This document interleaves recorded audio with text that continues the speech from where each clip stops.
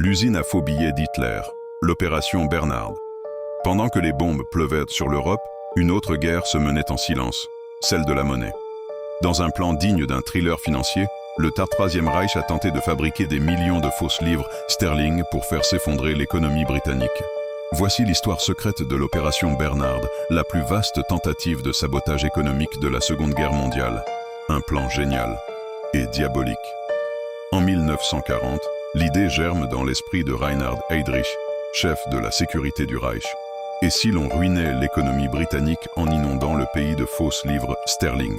Le but, provoquer l'inflation, affaiblir la confiance dans la monnaie et semer le chaos économique.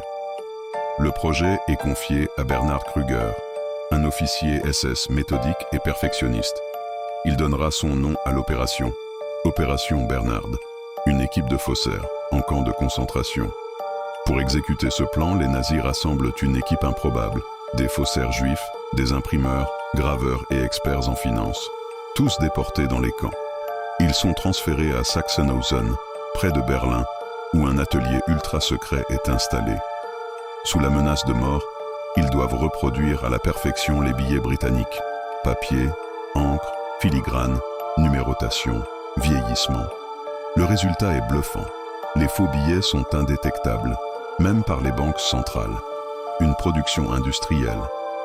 Entre 1942 et 1945, les nazis impriment plus de 130 millions de livres sterling, une somme colossale pour l'époque. C'est la plus vaste opération de faux monnayage de l'histoire. Une partie des billets est utilisée pour financer des opérations d'espionnage, acheter des armes ou soudoyer des contacts en territoire neutre. L'autre partie attend le moment de frapper.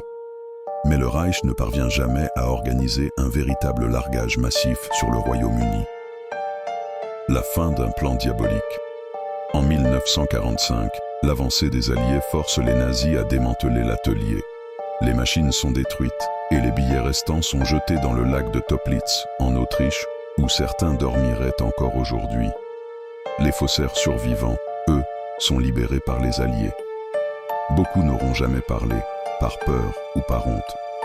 D'autres auront aidé les autorités à retracer l'opération. Quand l'économie devient une arme de guerre. L'opération Bernard nous rappelle que la guerre ne se joue pas seulement avec des tanks et des fusils, mais aussi avec des idées, des imprimeries et parfois de la monnaie falsifiée.